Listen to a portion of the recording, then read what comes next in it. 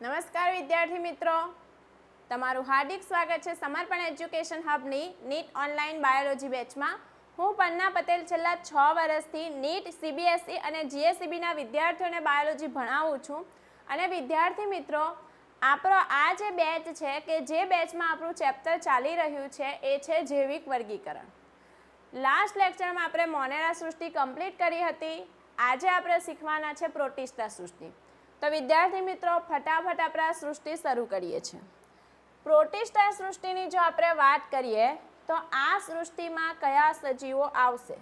પહેલી વાત તો આ જે સૃષ્ટિ છે કે જેમાં જે સજીવો આવે છે એ એક કોષીય છે.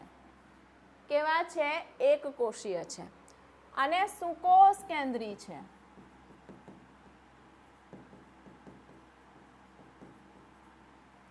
હવે આ જે સૃષ્ટિ છે, આ સૃષ્ટિના જે સજીવો છે શું છે? આડી જીવ છે. પૃથ્વી પર આવનારા બહુ પહેલાના સજીવો છે એટલે એને કહીશું આડી જીવ છે. બીજું કે આ જે સૃષ્ટિ છે એની સીમા જે છે એ સીમા સ્પષ્ટ નથી. કેવી રીતે? તો હું વાત કરું કોલેરા અને ક્લેમિડોમોનાસ. આ બંને જે છે તે બંનેની જો વાત કરું તો અહીંયા આપણે બે દ્રષ્ટિએ વાત કરશું. વનસ્પતિ શાસ્ત્રી એવું કહે છે કે આ બંને જે છે એ બંનેમાં કોષ દિવાલ સેલ્યુલોઝની બનેલી છે. એટલે એ ક્યાં આવશે? એટલે એ બંને વનસ્પતિ સૃષ્ટિમાં આવે.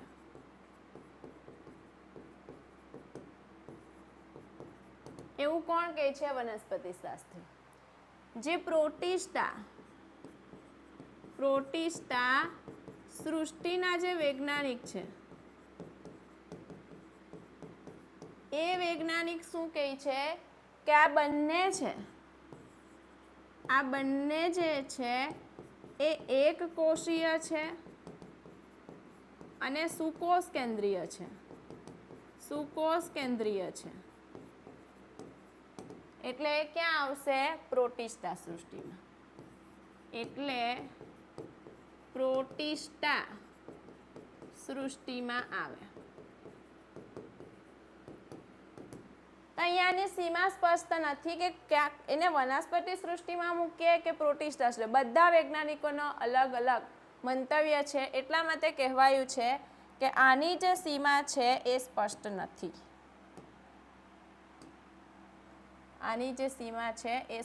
નથી. બધાના મતે કઈ અલગ વસ્તુ છે.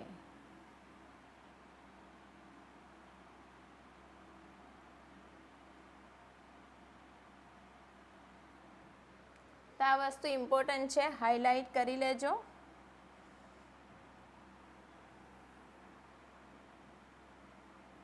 બરાબર. હવે જો હું આ પ્રોટિસ્ટા સૃષ્ટિની આગળ વાત કરું તો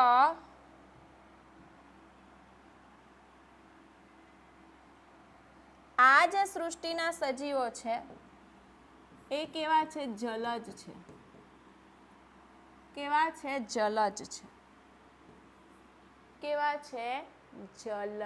છે. બરાબર. બીજું સુકોષ કેન્દ્રીય છે. એનો મતલબ કે એની પાસે સુવિકસિત કોષ કેન્દ્ર.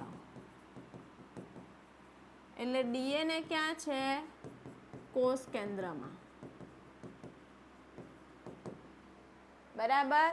એની પાસે પટલમય અંગિકાઓ છે.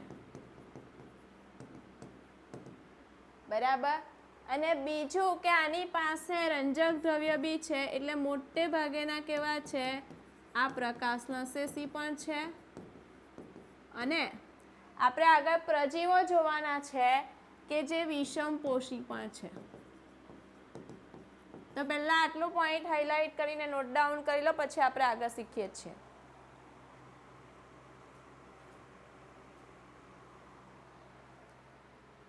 બીજું કે આ જે પ્રાણીઓ છે કે એની પાસે કશા અને પક્ષમો પણ છે. શું છે? કશા અને પક્ષમો પણ છે. કશા અને પક્ષમો પણ ધરાવે છે. હવે જો હું વાત કરું કે પ્રોટિસ્ટા સૃષ્ટિમાં કોણ આવશે, તો જે પ્રોટિસ્ટા સૃષ્ટિ જે છે,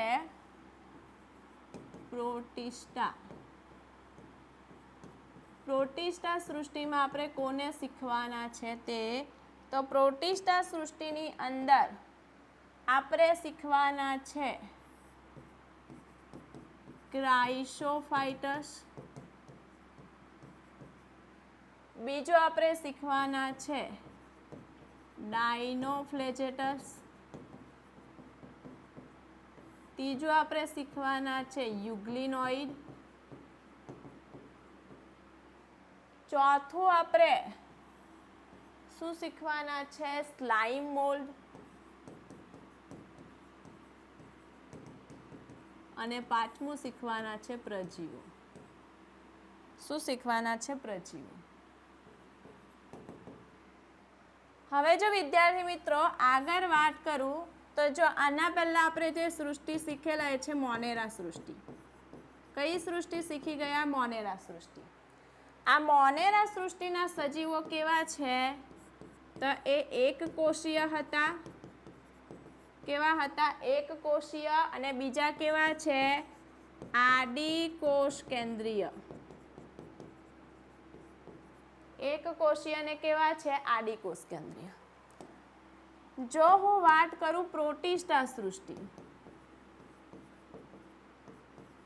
તો પ્રોટિસ્ટા સૃષ્ટિના જે સજીવો છે એ કેવા છે?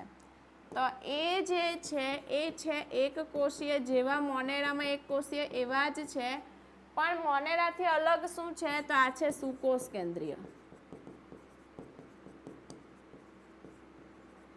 એવી જ રીતે જો આપણે વાત કરીએ ફૂગ સૃષ્ટિ, પછી વનસ્પતિ સૃષ્ટિ અને પ્રાણી સૃષ્ટિ, આ બધાના સજીવો કેવા છે? એ બધાના સજીવો કેવા છે? એ છે સુકોષ કેન્દ્રીય. તો જો અહીંયા પ્રોટિસ્ટા બધાની વચ્ચે આવે છે. આ પ્રોટિસ્ટા જે છે એ આની અને આની વચ્ચે આવે છે.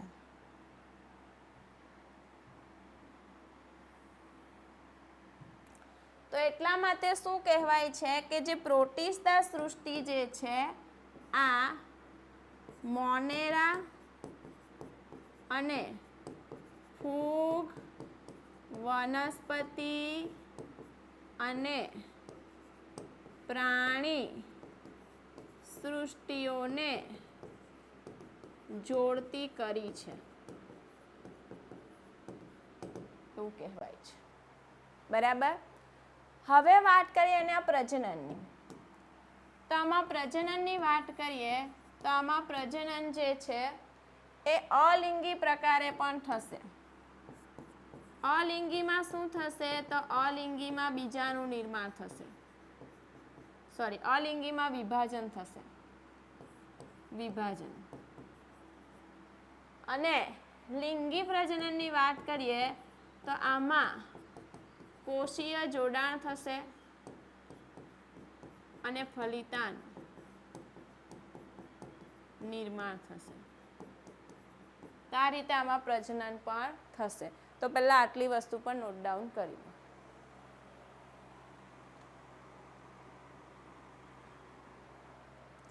તો પ્રોટિસ્ટામાં પહેલા શું યાદ રાખવાનું છે? તો જો પહેલા તો એક કોષી સુકોષ કેન્દ્રીય સજીવ આદિજીવો છે. સીમા સ્પષ્ટ નથી. કોઈ એવું કહે છે કે વનસ્પતિ સૃષ્ટિમાં આવશે ને કોઈ એવું કહે છે કે પ્રોટિસ્ટામાં આવશે. કશા અને પક્ષમો ધરાવે, જલજ છે, સુકોષ કેન્દ્રીય છે એટલે વિકસિત કોષ કેન્દ્ર છે, પટલમય અંગિકા છે, પ્રકાશલસેસી છે, અમુક વિષમપોષી પણ છે. એની અંદર આવશે ક્રાઇસોફાઇટસ, ડાયનોફ્લેજેટસ, યુગ્લિનોઇડ, સ્લાઇમ મોલ્ડ અને પ્રજીવો. મોનેરા સૃષ્ટિ અને આ બાકીની સૃષ્ટિને જોડતી કડી છે. અલિંગી પ્રજનન વિભાજનથી થાય ને લિંગીમાં કોષીય જોડાણ અને ફલિતાંડ પ્રક્રિયાઓ દ્વારા લિંગી પ્રજનન થશે.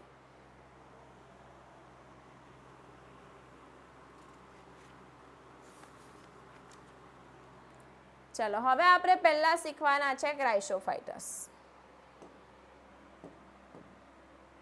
ચલો એનસીઈઆરટીની લાઈન પણ કવર કરી લઈએ.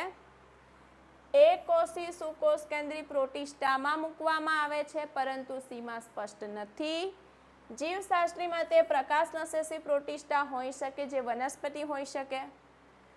ક્રાઇસોફાઇટસ શીખવાના છે, એમાં ડાયનોફ્લેજેટસ શીખવાના છે, યુગ્લેનોઇડ શીખવાના છે, સ્લાઇમ મોલ્ડ શીખવાના છે, બરાબર. અને બીજું શું શીખવાના છે? પ્રોટિસ્ટા. પ્રાથમિક રીતે કેવા છે? બધા સભ્યો જલજ છે. આ સૃષ્ટિ પ્રાણી, વનસ્પતિ અને ફૂગ વચ્ચે સંબંધ ધરાવતા બીજા સજીવોને જોડતી કરી છે. એટલે મોનેરા અને ફૂગ, વનસ્પતિ અને પ્રાણી એને જોડતી કરી છે. સુકોષકેન્દ્રી છે, એટલે દરેક પ્રોટીન કોષકાય છે, જે ખૂબ જ સ્પષ્ટ કોષકેન્દ્ર ધરાવે, પટલમય અંગિકા ધરાવશે, કસા અને પક્ષમાં ધરાવશે, અલિંગી પ્રજનન થાય, બરાબર. અને એક કોષીય જોડાણ પણ થશે અને ફલિતાંડ નિર્માણ પણ થશે, બરાબર. અલિંગી પ્રજનન જે છે એ વિભાજનથી થશે.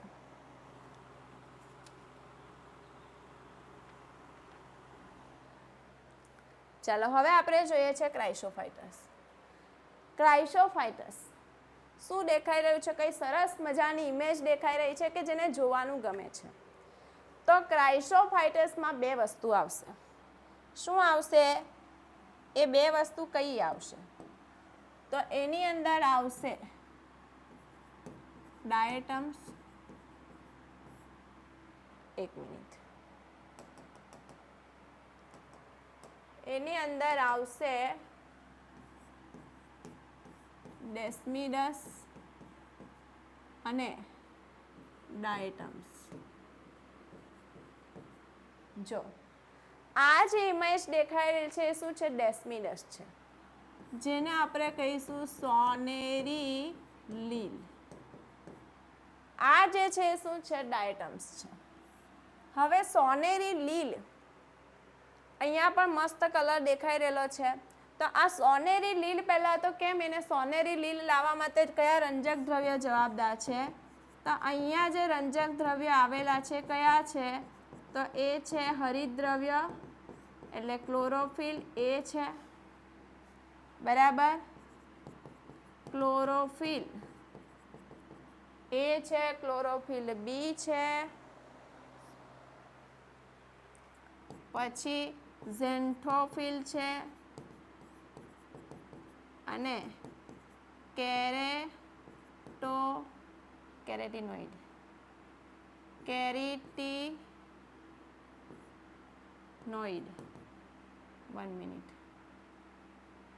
કેરેટિનોઇડ. તો આવા રંજક દ્રવ્ય છે ને એના કારણે એનો રંગ કેવો છે? સોનેરી છે.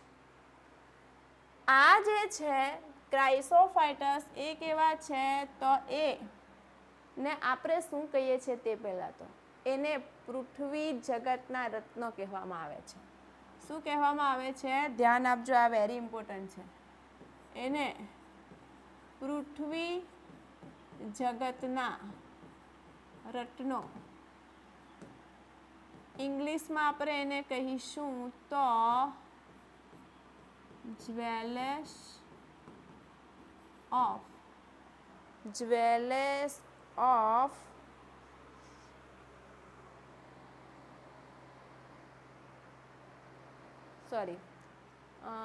વનસ્પતિ જગતના, સોરી હા, અહીંયા મારે લખવામાં મિસ્ટેક થાય છે. એને વનસ્પતિ જગતના, વનસ્પતિ જગતના રત્નો કહેવામાં આવે છે, અને jealous of the plant Kingdom કહેવામાં આવશે.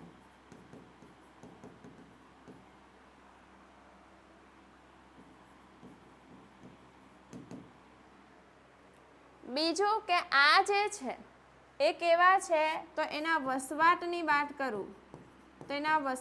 વાત કરું તો એ મીઠા પાણીમાં પણ રહે છે, મીઠા પાણી અને દરિયાઈ બંને જગ્યાએ જ વસવાટ કરે છે. એની અંદર આ બધા રંજક દ્રવ્યો છે, તો અહીંયા રંજક દ્રવ્ય જે છે એ કયો છે? ક્લોરોફિલ એ. તો એના કારણે એ પ્રકાશ સંશ્લેષણ કરીને પોતાનો ખોરાક બનાવે છે, એટલે આ જે છે પ્રકાશ સંશ્લેષી છે. પ્રકાશ સંશ્લેષી છે. અને બીજું એને શું કીધું છે? મહાસાગરના મુખ્ય ઉત્પાદકો. કેમ કીધું છે? તો આ જે છે એ મહાસાગરમાં ખૂબ જ વધારે પ્રમાણમાં ખોરાક બનાવે, વધુ ખોરાક બનાવે અને વધુ O2 ઉત્પન્ન કરે, એટલા માટે. તો પહેલા આટલી વસ્તુ જો. ક્રાઇસોપાઇટસમાં ડેસ્મિડસ અને ડાયટમ્સ આવશે. વનસ્પતિ જગતના રત્નો કહેવામાં આવે છે. ક્લોરોફિલ, ઝેન્થોફિલ, કેરેનોઇડ એ બધા રંજક દ્રવ્યોની હાજરીને કારણે સોનેરી રંગ છે. મીઠા પાણી અને દરિયા પાણીમાં પણ છે. ક્લોરોફિલ એ રંજક દ્રવ્ય છે, તે પ્રકાશ સંશ્લેષણ કરી પોતાનો ખોરાક જાતે બનાવે છે. મહાસાગરના મુખ્ય ઉત્પાદકો છે, કારણ કે મહાસાગરમાં સૌથી વધુ ખોરાક બનાવે છે અને ઓક્સિજન ઉત્પન્ન કરે છે. બીજી વાત કરું તો એ પાણીના પ્રવાહમાં તરતા નિષ્ક્રિય રીતે તરતા શું છે? પ્લવકો છે. તા શું છે? તરતા પ્લવકો છે. એ પણ અહીંયા લખી દઉં. તરતા પ્લવકો છે. ચાલો, આટલી વાત થઈ ગઈ. હવે આપણે આગળ વાત કરવાના છે. આ જે જો ડાયટમ્સ, આ ડાયટમ્સમાં તમને શું દેખાઈ રહ્યું છે? આ કઈ સાબુના બોક્સ જેવું દેખાઈ રહ્યું છે. શું દેખાઈ રહ્યું છે? સાબુના બોક્સ જેવું દેખાઈ રહ્યું છે. તો આ ડાયટમ્સ જે છે એ કેવું છે? સાબુના બોક્સ જેવી રચના છે. સાબુના બોક્સ જેવી રચના. કેવી રીતે તે જો. આ જે છે ડાયટમ્સ, તો એમાં આ રીતની રચના છે. જેવી રીતે સાબુમાં નીચેનું ઢાંકણ હોય એવું, અને જેવી રીતે ઉપરનું ઢાંકણ હોય તેવું. આ રીતે ઉપરનું ઢાંકણ. બરાબર. એક કામ કરીએ છીએ ને આપણે જારી નથી લખીએ છીએ.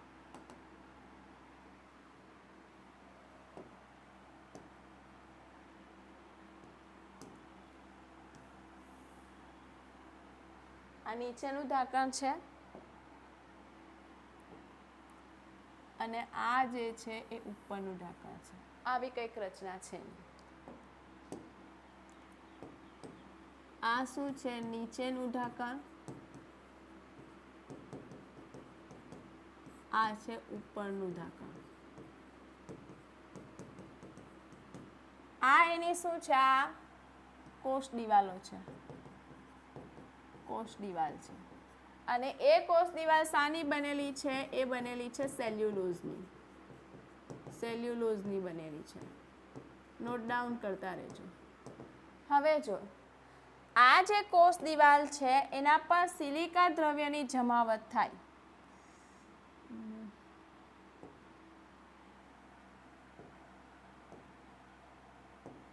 આ જે કોષ દિવાલ છે જેના પર આવી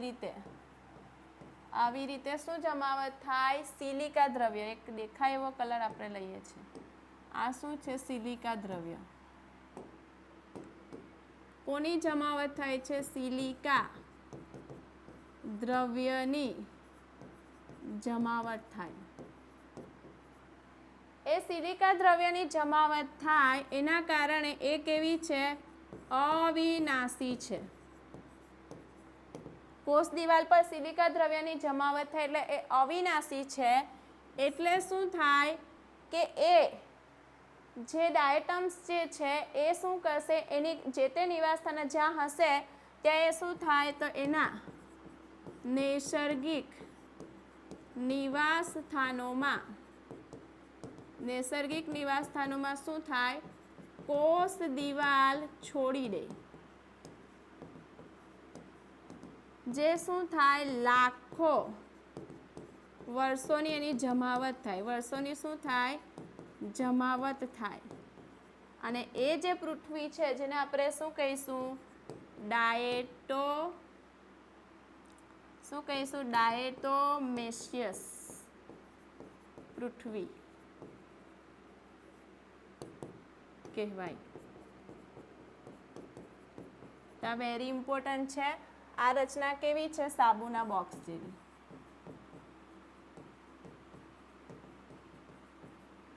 બરાબર. જો આટલું યાદ રાખવાનું છે આપણે આની અંદર ક્રાઇસોફાઇટસમાં, એની અંદર એસ્મિનસ ડાયટમ્સ આવશે, વનસ્પતિ જગતના રત્નો છે. ક્લોરોફિલ એ, બી, ઝેન્થોફિન ને કેરેટિનોઇડના કારણે એનો સોનેરી રંગ છે. ડાયટમ્સ આવા સાબુના બોક્સ જેવી રચના ધરાવે છે. એની કોષ દિવાલ સેલ્યુલોઝની બનેલી છે અને આવી રીતે સિલિકા દ્રવ્યની જમાવટ થાય એટલે જ્યાં એ મૃત્યુ પામશે ત્યાં એની કોષ દિવાલ છોડી દેશે, લાખો વર્ષો સુધી જમાવટ થશે. આવી રીતે સમજો કે આ જે કોષ દિવાલ છે એની આ રીતે જમાવટ થયા કરશે. બરાબર. સમુદ્રના તળિયે પણ આવી રીતે એની જમાવટ થશે અને એ જે પૃથ્વી બનશે એને શું કહીશું આપણે, ડાયટમ્સ પૃથ્વી. બરાબર. ઇમ્પોર્ટન્ટ છે. એ પ્રકાશનશીલ છે, મીઠા પાણી અને દરિયામાં બંને જગ્યાએ છે, મહાસાગરના મુખ્ય ઉત્પાદકો છે. વેરી ઇમ્પોર્ટન્ટ છે, પોઈન્ટ હાઇલાઇટ કરી લો. બરાબર. ચાલો હવે આપણે એનસીઈઆરટીની લાઈન જોવાના છે.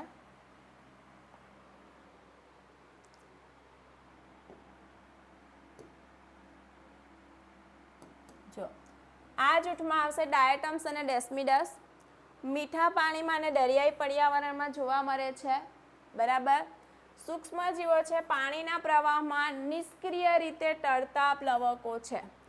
પ્રકાશનશીલ છે, સાબુના બોક્સની જેમ બંધ બેસતા બે પાતળા આચ્છાદિત કવચો છે. કોષ દિવાલ છે, દિવાલો પર સિલિકા દ્રવ્યની જમાવટ છે, સિલિકા દ્રવ્ય એના ઉપર જમેલું છે, જોડાયેલું છે. અવિનાશી છે એટલે ડાયટમ્સ તેમના નૈસર્ગિક નિવાસસ્થાનમાં કોષ દિવાલનો મોટો જથ્થો છોડી દેશે. લાખો વર્ષોમાં આ પ્રકારની જમાવટ પછી ડાયેટોમેસિયસ પૃથ્વી બનશે. બીજી મહત્વની વાત, આ જે ડાયેટોમેસિયસ પૃથ્વી છે, આ જે છે કે જે કેવી છે, રેતી જેવી છે. એની પ્રકૃતિ કેવી છે, હાઇલાઇટ કરવાનો પોઈન્ટ છે. એ કેવું છે, રેતી જેવું છે. એટલા માટે એને વસ્તુને ચકચિત કરવામાં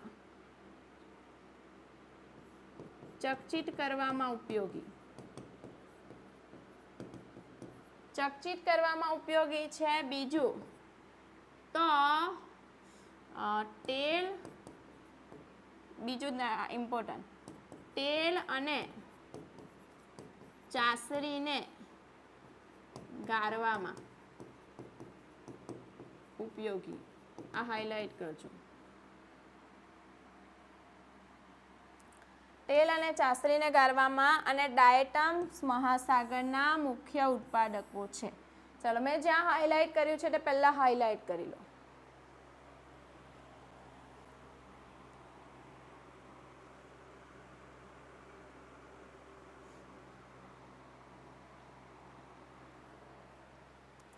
ચલો હવે આપણે શીખવાના જે છે ડાયનોફ્લેજેટસ. અહીંયા ખૂબ એક સરસ મજાની કલરફુલ ઇમેજ તમને દેખાઈ રહેલી છે. બધું શું છે, ડાયનોફ્લેજેટસ છે.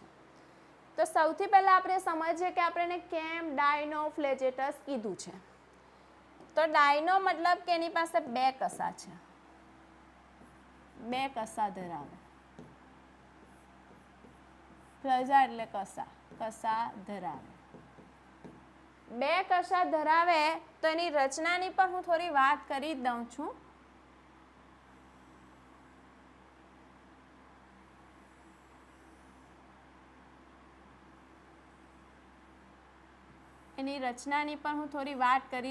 પછી આપણે આગળ બીજું જોઈએ.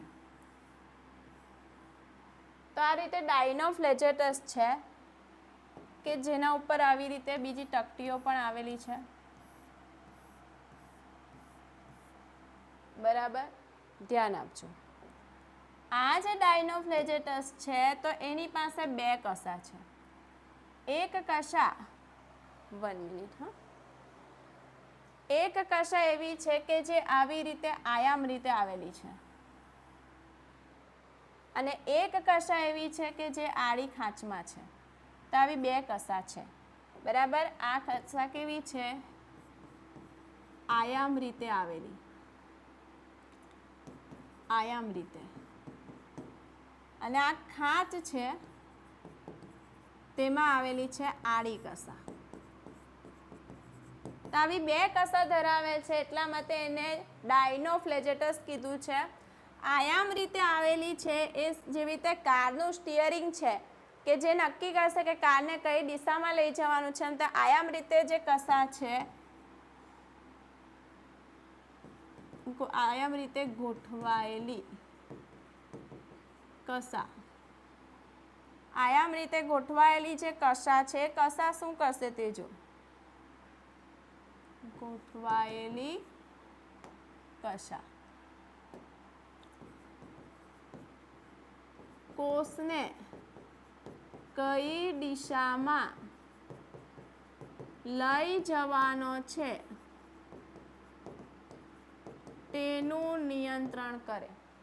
શું કરે? તેનું નિયંત્રણ કરે. આ આડી કસા છે એ શું કરશે? તે ચક્રાકાર ગતિ કરાવે એની, ચક્રાકાર ગતિ કરાવે.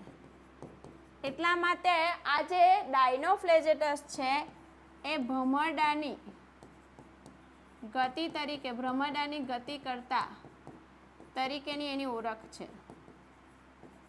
આ બંનેનું આ કામ છે ને એટલા માટે આપણે એને ડાયનોફ્લેજેટસ કીધા છે. હવે તમે અહીંયા જોઈ શકો છો મસ્ત અલગ અલગ કલરના તમને રચના દેખાય છે. આ બધા શું છે? આ બધા જે છે એ ડાયનોફ્લેજેટસ છે.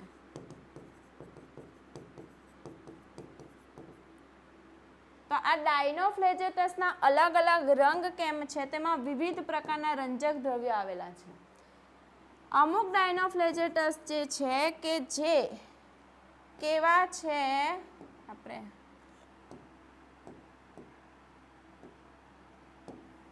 કે જે કેવા છે? લીલા રંગના છે. તો એ લીલા રંગ માટે કોણ આવેલું છે? એની અંદર ક્લોરોફિલ રંજક દ્રવ્ય. અમુક જે છે એ પીળા રંગના છે.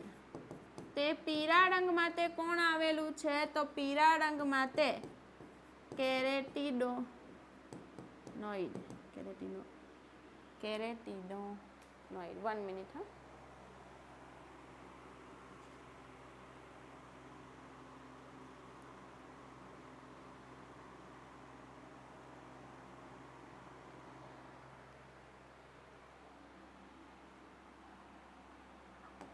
લખવામાં ભૂલ થાય છે, એના માટે છે કેરેટિનોઇડ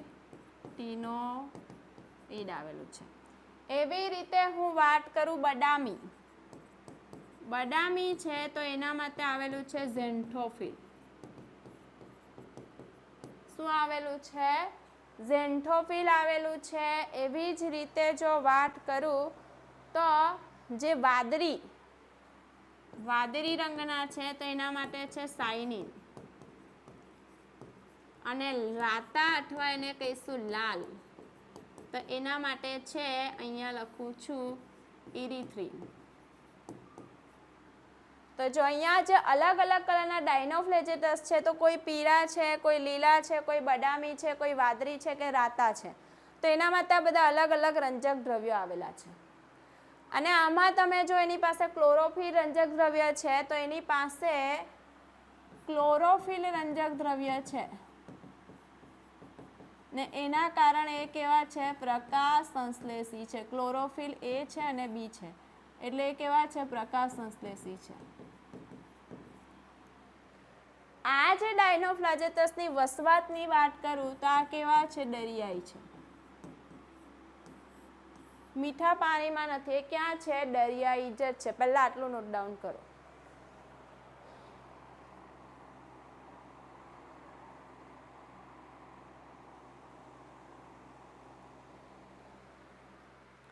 ચાલો હવે આપણે આગળ વાત કરીએ.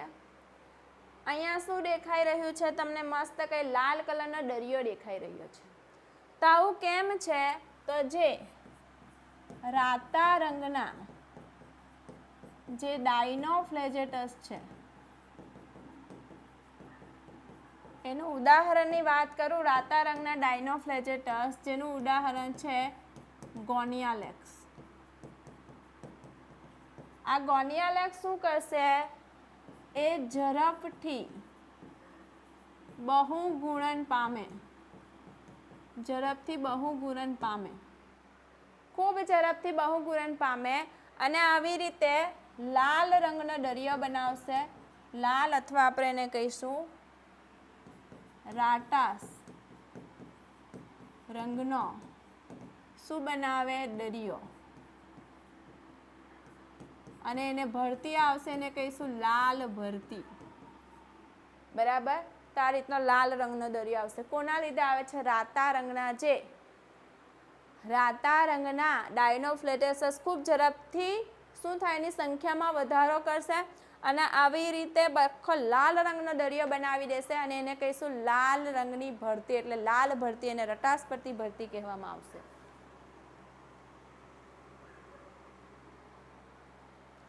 બરાબર. હવે બીજી જો વાત કરું, અહીંયા જોજો ખાસ. આ જે છે શું તમને દેખાઈ રહ્યું છે? કંઈ મસ્ત એક ચમકતી આકૃતિ દેખાઈ રહી છે. તો આ જે છે જે ડાયનોફ્લેજેટસને ખૂબ જ મહત્વનો ગુણધર્મ છે એ છે જૈવિક પ્રદીપ્યતા. આ ગુણધર્મ ધરાવે. કેવી રીતે ધરાવે? તે છે એને આપણે બીજું કહેવાના છે દરિયાઈ ભૂત.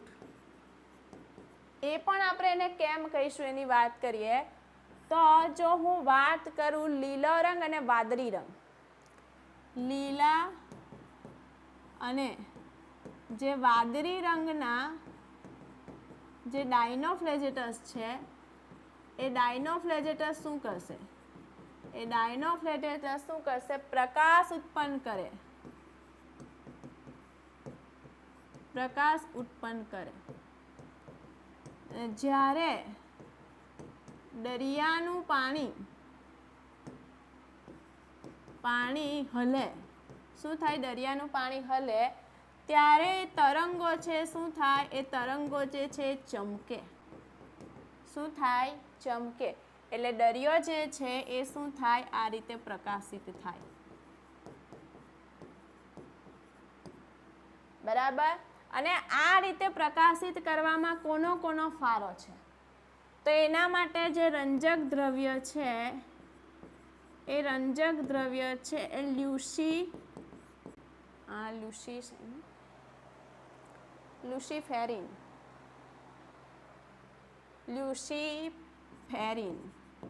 આ રંજક દ્રવ્ય છે અને એક ઉત્સેચક છે એ છે લ્યુસીફેરેસ. જો આ રંજક દ્રવ્ય આ અને બીજું એની સાથે કોણ? પ્રકાશ.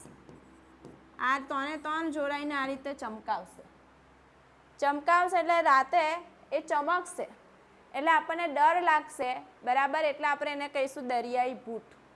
શું કહેવાના છે? દરિયાઈ ભૂત. ચમકશે એમ, રાતના આપણને બીક લાગશે એને જોઈને, તેને કહીશું આપણે દરિયાઈ ભૂત.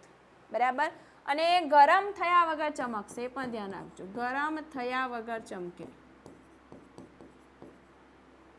ગરમ થયા વગર ચમકે. બરાબર. તેટલા માટે આપણે એને દરિયાઈ ભૂત અને એનો જૈવિક પ્રદીપ્યતાનો ગુણધર્મ કીધેલો છે. બીજે જો હું વાત કરું ડાયનોફ્લેજેટસની, તો ડાયનોફ્લેજેટસ જે છે એ શું છે? તો એ ડાયનોફ્લેજેટસ જે છે એમાં અમુક ડાયનોફ્લેજેટસ શું કરે છે? વિષ દ્રવ્ય ઉત્પન્ન કરે. એક ઉદાહરણની વાત કરું તો એક ઉદાહરણ છે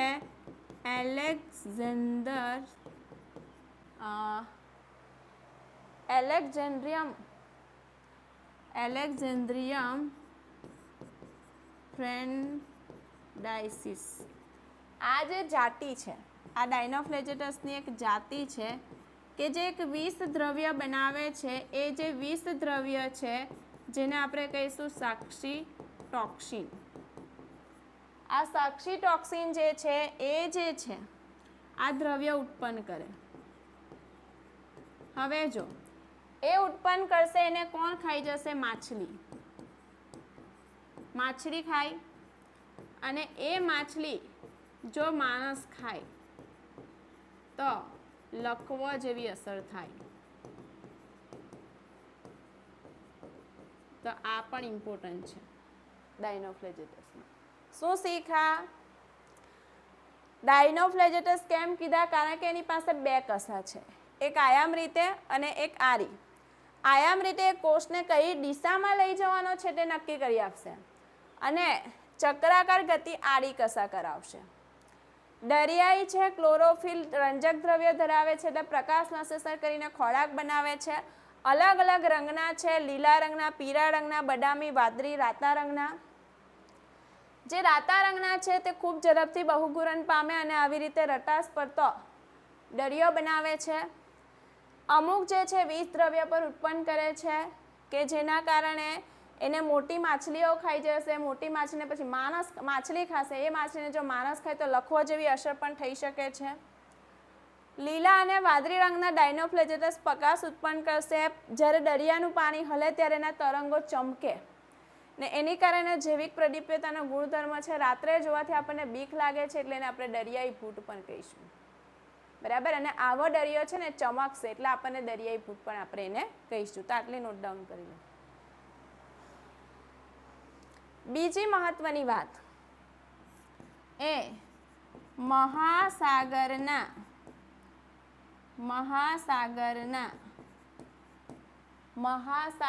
કેવા છે?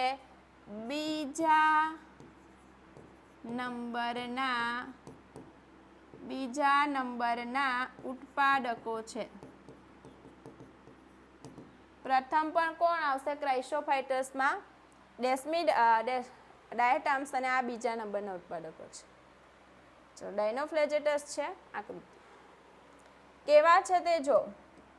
દરિયાઈ છે, પ્રકાશ સંશ્લેષી છે, મુખ્ય રંજક દ્રવ્ય છે એના મતે પીળા, લીલા, બદામી, વાદળી કે રાતા રંગના છે.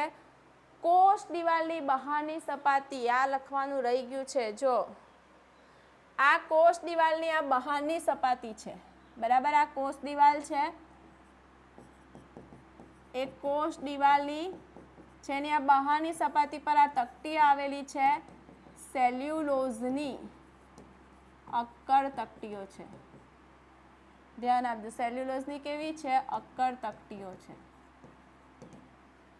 તો આ રીતની કંઈક એની રચના છે. બરાબર. આ એની વિશેષતામાં હાઇલાઇટ કરવાનું. બે કસા છે કાયમ રીતે પથરાયેલી છે અને બીજી દિવાલની તકતીની ખાંચમાં આડી ગોઠવાયેલી છે. ઘણી વખત રાતા રંગના ડાયનોફ્લેજેટસ ઉદાહરણ યાદ રાખવાનું છે ગોનિયાલેક્સ. ખૂબ જ ત્વરિત રીતે બહુગુણન પામે છે અને સમુદ્ર રાતા રંગનો દેખાય છે જે કે રાતાશ પરથી ભરતી ઓઠ. આવી જાતના મોટી સંખ્યામાં વિષ દ્રવ્ય પણ ઉત્પન્ન કરે છે જે બીજા દરિયાઈ પાણીને શું કરે છે? મારી નાખે છે. બરાબર. ચાલો કંઈક સરસ મજાની ઇમેજ દેખાઈ રહી છે અહીંયા પણ. શું છે? યુગ્લેનોઇડ. શું જોવાના છે આપણે? યુગ્લેનોઇડ જોવાના છે. બરાબર. તો આ યુગ્લેનોઇડની રચનાની વાત કરીએ તો એમાં આવવાનું એક ઉદાહરણ જ પહેલાં લખી રહ્યું છું યુગ્લિના.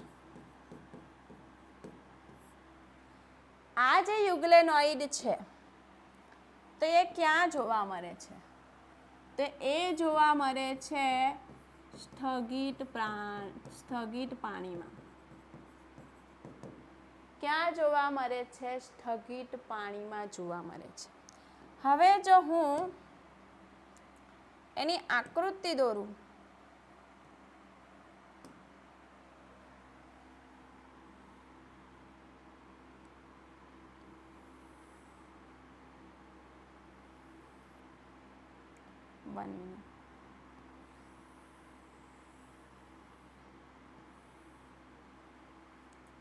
આ જે છે એની કંઈક આ રીતની આકૃતિ છે જેમાં એની પાસે પણ બે કસા છે,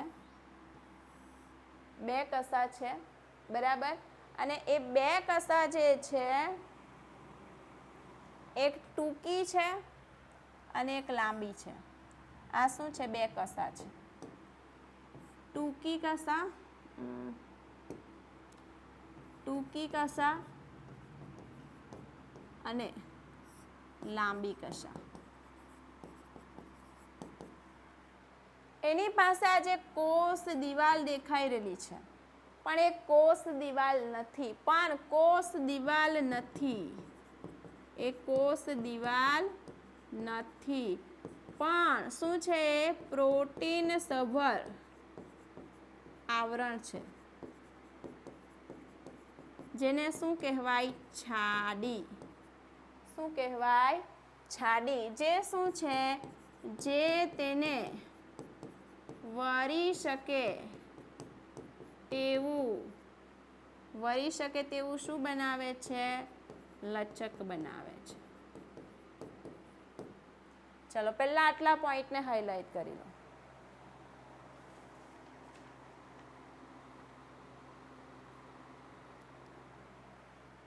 એ સુકોષ કેન્દ્રી છે, તેમાં આવી રીતે સુસ્પષ્ટ શું છે? સુવિકસિત કોષ કેન્દ્ર.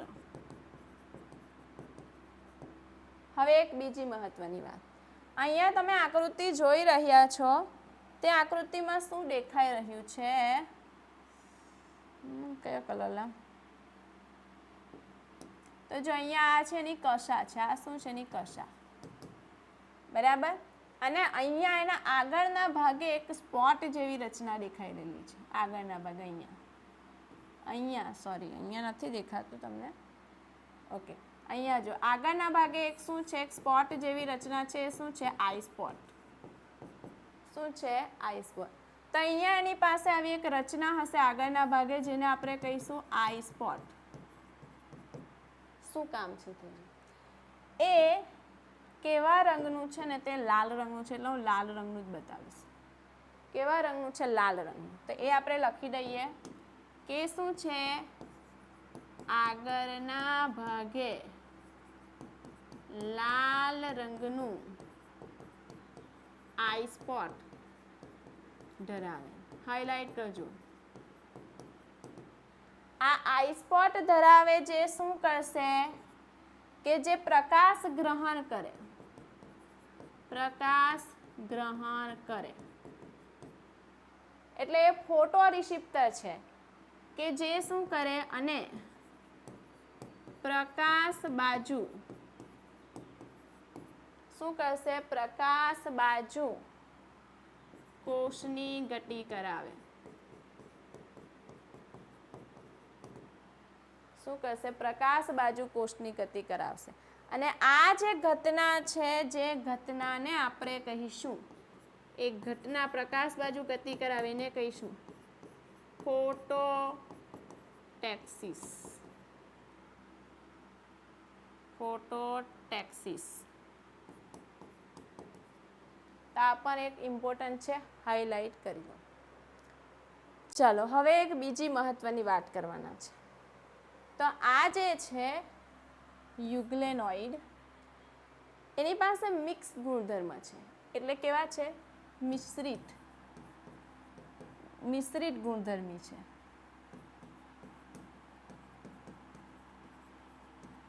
કેમ છે? તો જો એની પાસે પણ જે ઉચ્ચ કક્ષાની વનસ્પતિમાં રંજક દ્રવ્ય છે, એવું જ ઉચ્ચ કક્ષાની, આપણે બીજો કલરની પેનથી લખીએ. શું છે?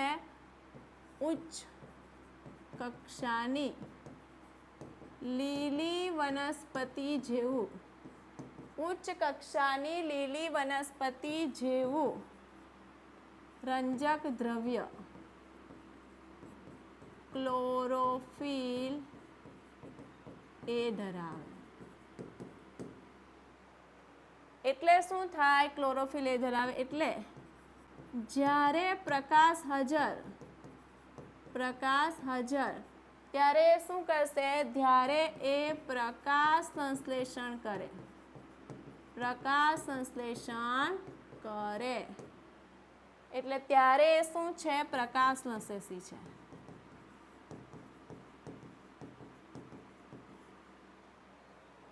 બરાબર, આ એક પોઈન્ટ. બીજો પોઈન્ટ, જ્યારે પ્રકાશ ગેરહાજર, જ્યારે પ્રકાશ ગેરહાજર ત્યારે શું થાય? નાના સજીવોનું ભક્ષણ કરશે. નાના સજીવોનું ભક્ષણ કરી પોષણ મેળવે.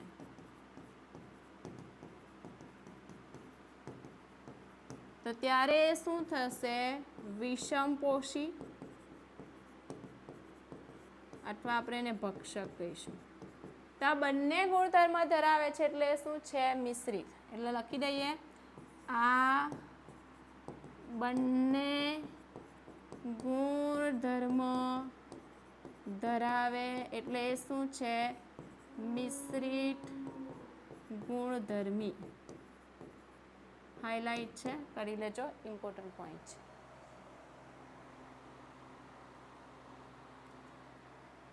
ચલો, એના રંજક દ્રવ્ય કયા કયા છે એ પણ થોડા લખી જ રહીએ આપણે, આગળ જગ્યા હોય તેની અંદર પણ કયા કયા રંજક દ્રવ્ય આવશે તે જો.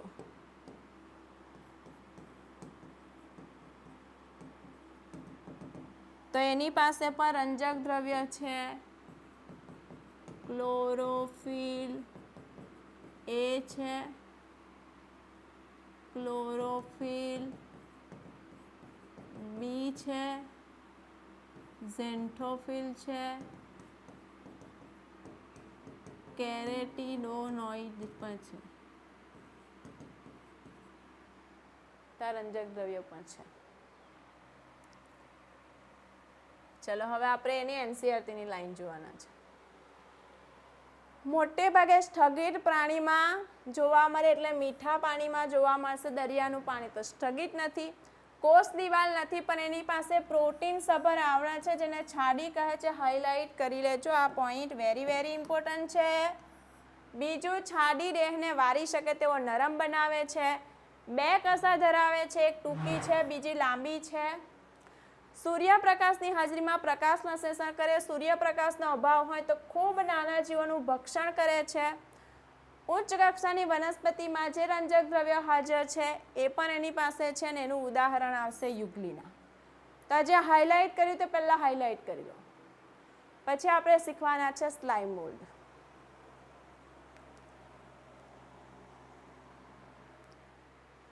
ચલો તો જોઈએ આગળ. સ્લાઇમ મોલ્ડ જે છે એ શું છે? મૃતોપજીવી છે. શું છે? મૃતોપજીવી છે. પણ એ મૃતોપજીવી કેવા છે? આડી જીવો છે. તો એ મૃતોપજીવી આડી જીવો છે. કેવા છે? મૃતોપજીવી આડી જીવો છે. ક્યાં વસવાટ કરે? તો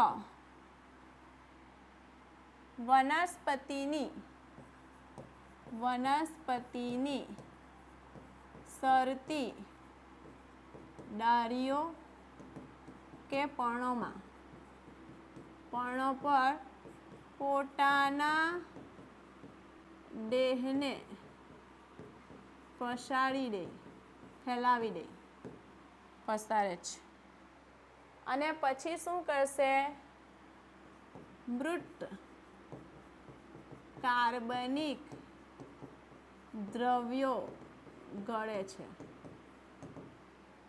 હવે સ્લાઇમ મોલ્ડની જો હું વાત કરું તો એ શું છે તે જો.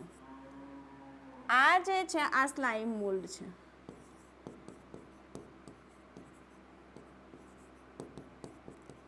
એ સ્લાઇમ મોલ્ડ શું કરશે કે જ્યારે અનુકૂળ પરિસ્થિતિ છે, અનુકૂળ પરિસ્થિતિ એટલે કે એ પ્રજનન કરી શકે એવી પરિસ્થિતિ છે, યોગ્ય તાપમાન છે, યોગ્ય ભેજ છે, એવી પરિસ્થિતિમાં શું કરશે? આવી રીતે શું કરશે? આવી રીતે બધા શું થાય? સ્લાઇમ મોલ્ડ એકત્રિત થાય. સ્લાઇમ મોલ્ડ એકત્રિત થાય. પર્ણો પર પણ આવી રીતે સ્લાઇમ મોલ શું થશે? એકત્રિત થાય અને આવી જે રચના બનશે જેને શું કહીશું આપણે? એકત્રિત થાય અને શું વિભેદિત થશે? શામાં વિભેદિત થાય? પ્લાઝ્મોડિયમમાં વિભેદિત થાય. તો આ શું છે? પ્લાઝ્મોડિયમ છે. શું છે? પ્લાઝ્મોડિયમ. પછી શું થશે તે જો? જ્યારે પ્રતિકૂળ સંજોગો આવે, પ્રતિકૂળ સંજોગોમાં શું કરશે? તો પ્રતિકૂળ સંજોગોમાં આવી એક વિશિષ્ટ રચના બનાવશે જેને કહીશું ફરકાઈ. શું કહેવાય? ફરકાઈ. અને એ ફરકાઈ ઉપર બરાબર આ જે સ્લાઇમ મોલના આ રીતના બીજાણુ છે, આ બીજાણુ છે, એ સ્લાઇમ મોલના બીજાણુ છે કે જે પોતાની ઉપર એક જારી કોષ દિવાલ બનાવી લેશે. આવી જારી કોષ દિવાલ બનાવી લેશે.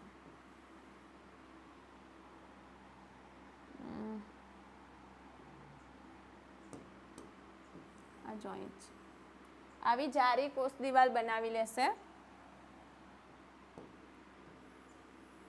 અને આ જે કોષ દિવાલ છે શું છે? તો એ છે સાચી કોષ દિવાલ.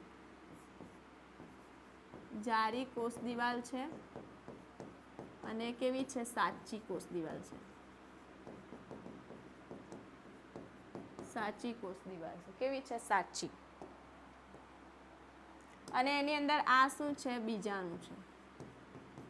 શું છે? બીજાણુ. હવે પછી શું થશે કે એ જે છે એ બીજાણુ આ રીતે બહાર આવી જશે. અહીંયા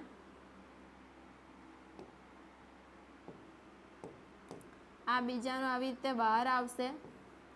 બરાબર, બહાર આવશે અને કોનાથી બહાર આવશે?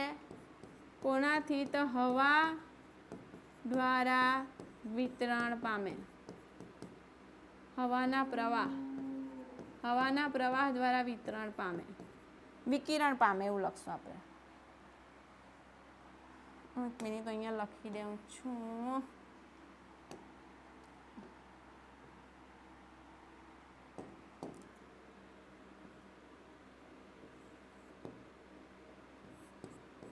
હવાના પ્રવાહ દ્વારા વિકિરણ પામે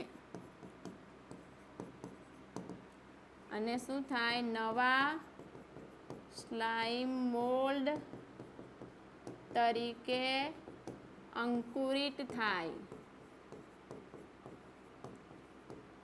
આમાં પ્રતિકૂળ સંજોગોમાં શું બનાવશે? આવી કોષ દિવાલ બનાવશે. શું બનાવશે? કોષ દિવાલ બનાવશે. અને આવી જે રચના બને એને આપણે કહીશું કોષ્ઠ. બરાબર, શું બનશે? કોષ્ઠ. એક જારી કોષ દિવાલની અંદર બીજાણુ છે જે રચનાને કહીશું આપણે કોષ્ઠ. તો શું થયું? આ રીતે સ્લાઇમ મોલ્ડ છે, અનુકૂળ સંજોગોમાં એની સંખ્યા વધારી દીધી, બધા ભેગા થયા અને એક સ્વરૂપ બન્યું, એને આપણે પ્લાઝ્મોડિયમ કહીશું. પ્રતિકૂળ સંજોગોમાં આવી વિશિષ્ટ ફરકાઈની રચના બની જેના પર આવી રીતે ગોઠવણી થશે. એની ફરતે દરેક બીજાણુ આવી રીતે જારી કોષ દિવાલ બનાવી લેશે એટલે એને કોઈ બહારથી નુકસાન ના પહોંચાડી શકે. જેવી એને કેવું ફરીથી અહીંયા શું થાય? અનુકૂળ સંજોગો આવે. અનુકૂળ સંજોગોમાં એ અહીંયાથી શું થાય? છૂટું પડશે, હવાના પ્રવાહ દ્વારા વહન પામશે અને નવું સ્લાઇમ મોલ્ડ બનાવશે. આ રીતે સ્લાઇમ મોલ્ડનું જીવનચક્ર ચાલશે. ફટાફટ નોટ ડાઉન કરો.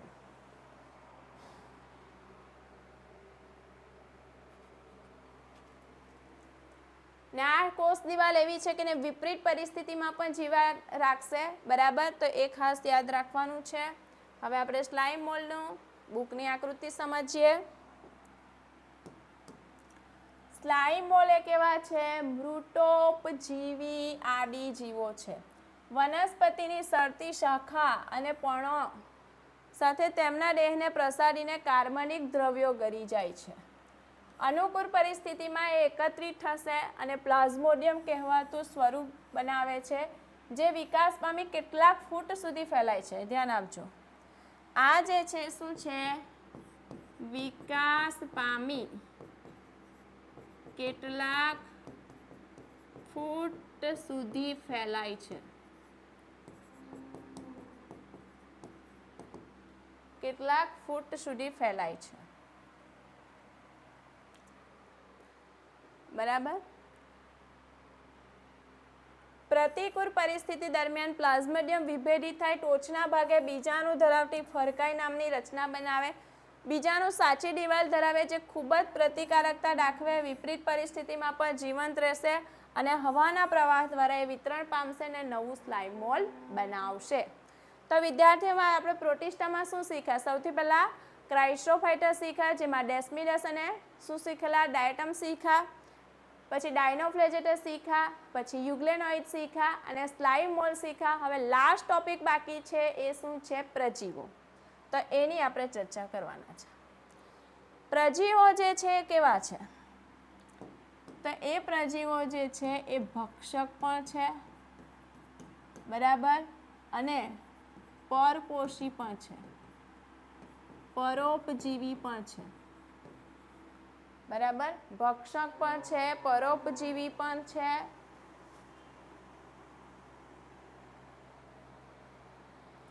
અને એ જે છે એ પ્રાણીઓના આદિ સંબંધો છે, આદિ સંબંધીઓ છે. પ્રજીવોમાં આપણે કયા કયા પ્રજીવો શીખશું?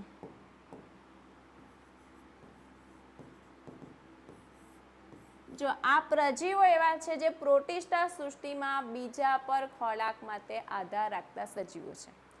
એ પ્રજીવોમાં આપણે શીખવાના છે અમીબાસમ,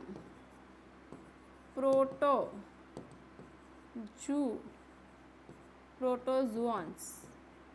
1 મિનિટ હા. અમીબાસમ,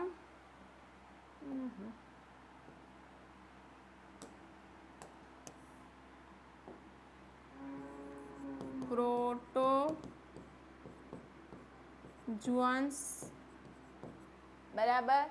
પછી કસાધારી પ્રોટોઝુઓન્સ, પછી પક્ષમોધારી પ્રોટોઝુઓન્સ અને બીજાણુધારી. આ 4 પ્રકારના પ્રજીવો આપણે શીખવાના છે. પ્રોટોઝુઓન્સ. તો ચાલો પહેલું જોવાના છે આપણે અમીબાસમ પ્રોટોઝુઓન્સ. બરાબર. એનસીઈઆરટીની લાઈન જોઈ લઈએ.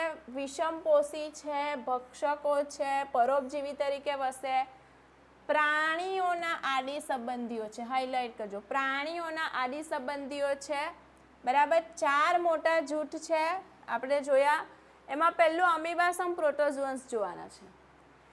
એ મીઠા પાણીમાં અને ખારા પાણીમાં, જો મીઠા પાણી, ખારા પાણી અને ભીની જમીનમાં જીવે છે. શું કરશે તે જો? જેવી રીતે આપણે અમીબાને જાણીએ છીએ તેવી રીતે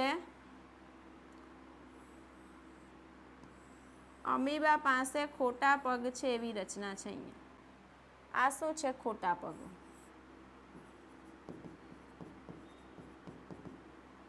બરાબર. આ એનું કોષકેન્દ્ર છે. ખોટા પગો છે ને એની પાસે રસ્તા નહીં. હવે જો કોઈ ભક્ષક આવે છે, સમજી લો કે આ ભક્ષક આવે છે, ત્યારે એ શું કરશે? તો ત્યારે એ શું કરશે? આ જે એના ખોટા પગ છે, એના ખોટા પગને આ રીતે પછાડી લેશે.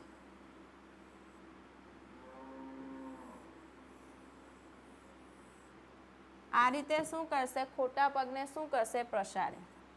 આ ખોટા પગ છે એને શું કરે? પ્રસારે. અને આ જે ભક્ષક છે એ ભક્ષકનો શું કરે? શિકાર કરે. તો અહીંયા આ પ્રજીવો છે જે અમીબા જેવું હલનચલન દર્શાવે છે, એટલે આપણે એને અમીબાસમ પ્રોટોઝુઓન કીધા છે. જો શિકાર તરફ ખસી પોતાના ખોટા પગને પછાડીને શિકાર પકડે છે. ખારા પાણીમાં તેમની સપાટી પર સિલિકા આવરણો છે. ક્યાં? જ્યાં એ ખારા પાણીમાં હશે ત્યાં એના પર સિલિકાના આવરણો છે ને કેટલાક પરોપજીવી પણ છે અમીબાસમ પ્રોટોઝોઆ અને એ પરોપજીવીમાં કોણ આવશે એન્ટી અમીબા તો આ પણ યાદ રાખજો પરોપજીવી જેનું ઉદાહરણ શું છે એન્ટાબીમા આ હાઇલાઇટ કરજો તો આ અમીબાસમ પ્રોટોઝોઆની વાત થઈ ગઈ હવે આપણે વાત કરવાના છે કશાધારી એટલે એની પાસે કશા આવેલી છે શું આવેલી છે કશા તો આ જે છે કશા છે એટલે એક જગ્યાએથી બીજી જગ્યાએ આરામથી વહન પામી શકશે એટલે એ મુક્ત જીવી છે પરોપજીવી છે અને કશા ધરાવે છે તેમાંના પરોપજીવી ખાસ મહત્વની કયા પ્રોટોઝોઆ કયા પ્રજીવો એવા છે કે જે ઊંઘ લાવવાની બીમારી જેવા રોગો પ્રેરે છે એ છે કશાધારી ઊંઘ લાવવાની બીમારી જેવા રોગો ઉત્પન્ન કરે છે અને એ કયો છે પ્રજીવ ટ્રાઇપેનોસોમા કયો છે ટ્રાઇપેનોસોમા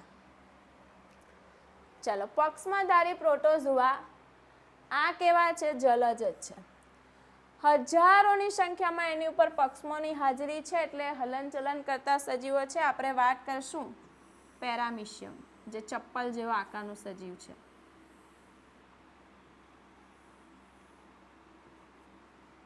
આ જે પેરામિશિયમ જે છે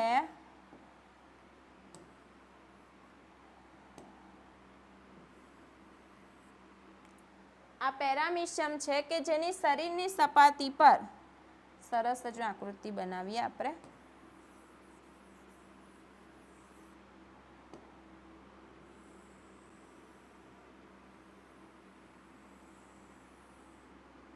બરાબર એની શરીરની સપાટી પર આવી રીતે હજારોની સંખ્યામાં આવી રીતે પક્ષમાં આવેલા છે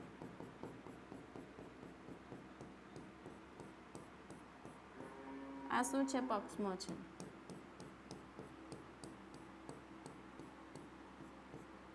આવી રીતે હજારોની સંખ્યા પર એના પાસે પક્ષમાં આવેલા એની પાસે એક હવામાં મતલબ પાણીમાં ખુલતો પાચન માર્ગ આવેલો છે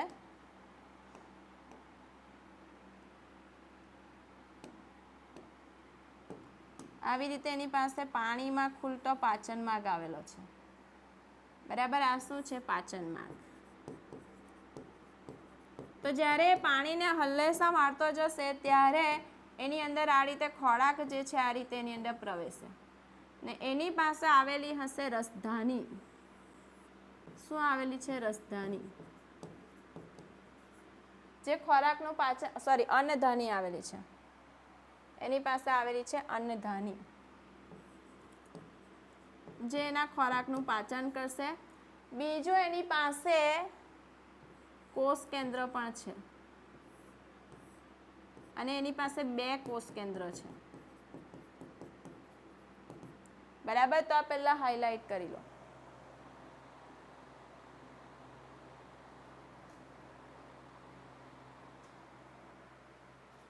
જો અહીંયા આપણે લખી દઈએ 1 મિનિટ અહીંયા કોષ કેન્દ્ર નથી બતાવતું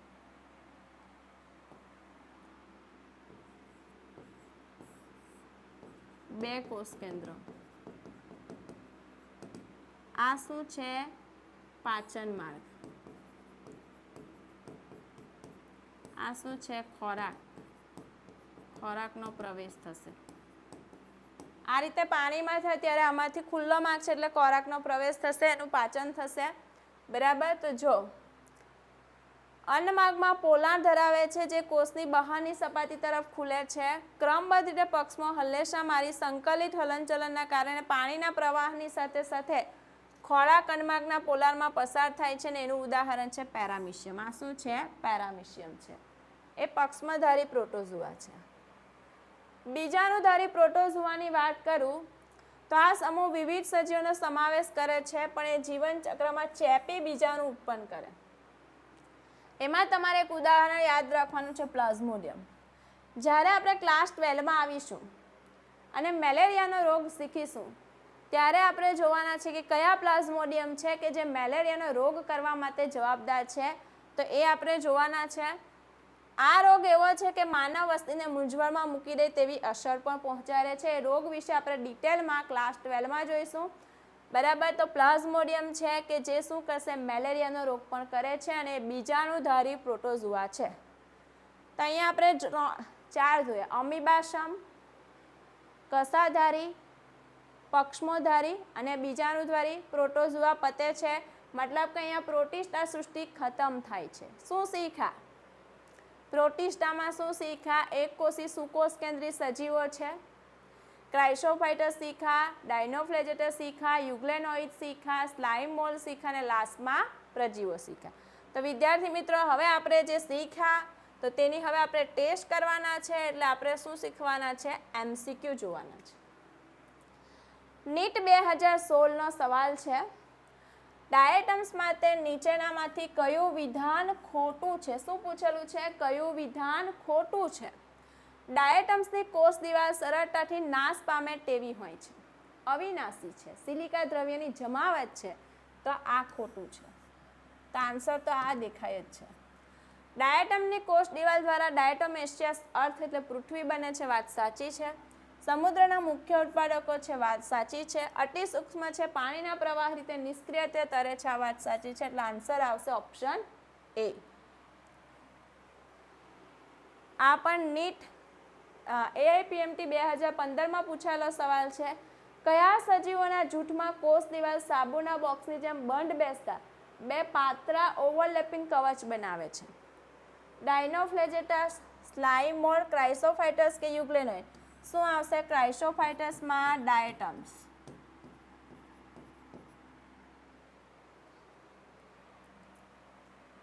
નીચેના વિધાનોને ધ્યાનમાં લેવાના છે.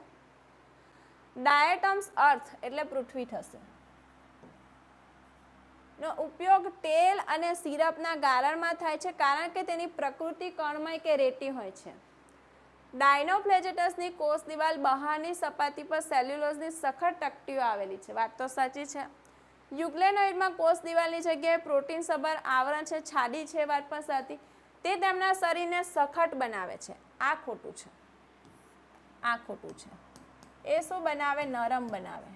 આ પણ સાચું છે, આ પણ સાચું છે. તો અહીંયા પહેલા અને બીજું વિધાન સાચું છે, ઓપ્શન એ આવશે. અહીંયા બીજું ત્રીજું કીધું, આ પણ નહીં આવશે અને આ પણ નહીં આવશે. જો કોઈ એક કોષીય સુકોષ કેન્દ્રી સજીવમાં બે અસમાન કસા હાજર હોય, જેમાંથી એક આયમ અને બીજી અનુપ્રસ્થ ખાંચમાં આવેલી હોય, તો તે સજીવ કયા લક્ષણો પ્રદર્શિત કરે? આવા MCQમાં તમારા માટે આખે આખું જૂથ ક્લિયર હોવું જોઈએ. એના દરેક લક્ષણો ક્લિયર હોય તો તમે આવા હાર્ડ લેવલના MCQ સોલ્વ કરી શકો. કોષ દિવાલનો અભાવ અને મિક્સોટ્રોફિક પોષણ, ઝેરી પદાર્થોનો સ્ત્રાવ જે માછલીનો નાશ કરે. કોષ દિવાલનો અભાવ અને મિક્સોટ્રોફી એ કોણ છે? યુગ્લેનોઇડ છે, યુગ્લિનોઇડ. ઝેરી પદાર્થોને સ્ત્રાવ કે જે માછલીઓનો નાશ પામે, એમાં શું આપણે શીખ્યા? ડાયનોફ્લેજેટસ. અને ડાયનોફ્લેજેટસ પાસે જ બે કસા છે, એટલે જવાબ આપણો આ આવવાનો છે. પ્રતિકૂળ સિસ્ટમમાં કોષ વગર પ્લાઝ્મોડિયમનું નિર્માણ, તો એ છે શું છે? સ્લાઇમ મોલ્ડ.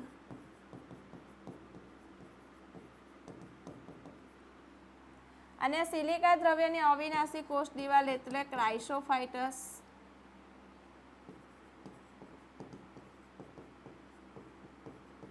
તો અહીંયા જવાબ આપશે ઓપ્શન બી.